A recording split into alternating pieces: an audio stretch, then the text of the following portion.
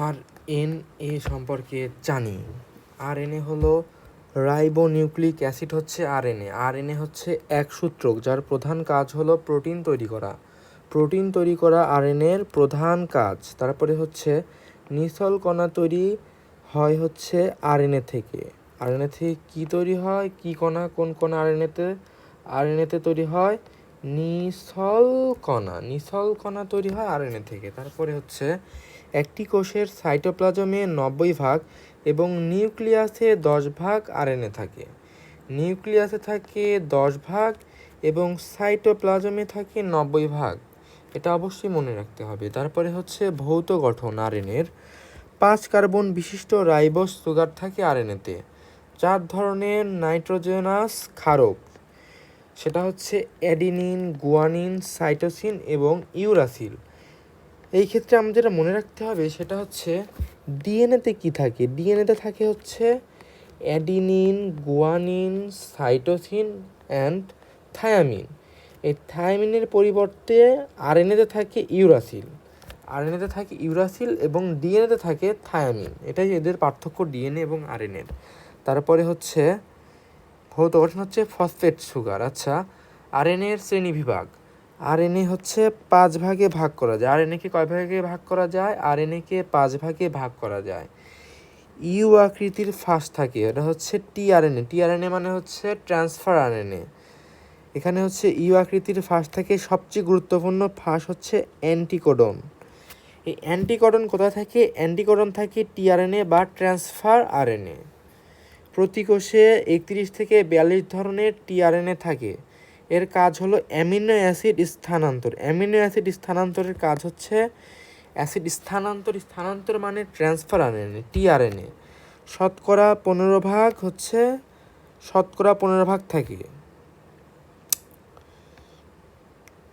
শতকরা 15 ভাগ। সবচেয়ে ক্ষুদ্রতম আরএনএ, সবচেয়ে ক্ষুদ্রতম আরএনএ হচ্ছে টিআরএনএ।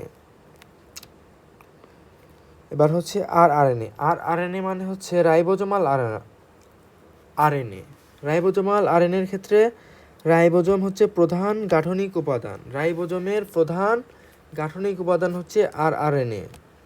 আর ফর রাইবোজোম, আর ফ্রম রাইবোজোমের প্রধান গাঠনিক উপাদান। আর হচ্ছে আরআরএনএ এর 80 থেকে 90 ভাগই আরআরএনএ। আরএনএর 80 থেকে 90 ভাগই আরআরএনএ। রাইবোজোম সৃষ্টিতে অবদান রাখে। রাইবোজোম সৃষ্টিতে অবদান রাখে হচ্ছে আরআরএনএ। এমআরএনএ হচ্ছে কি? এটা হচ্ছে M for messenger RNA. Messenger RNA হচ্ছে বার্তাবাহক আরএনএ বলে।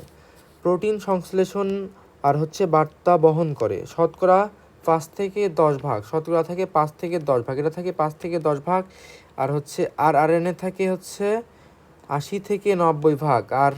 আরআরএনএ আর হচ্ছে টিআরআরএনএ হচ্ছে 15 ভাগ। 15 ভাগ। আচ্ছা,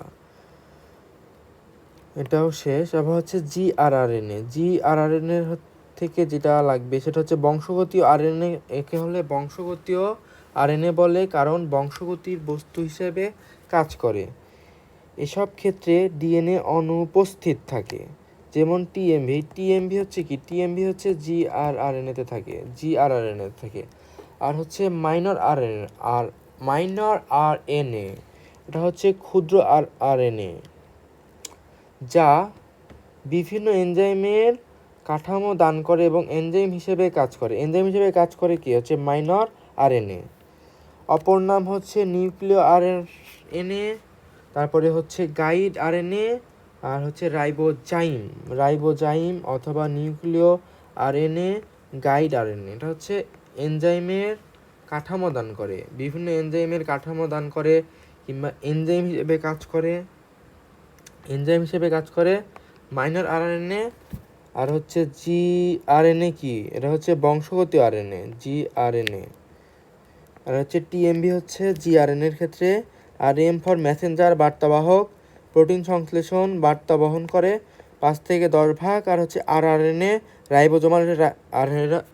আরএনএ হচ্ছে রাইবোজোমাল আরএনএ। রাইবোজোম প্রধান গাঠনিক উপাদান।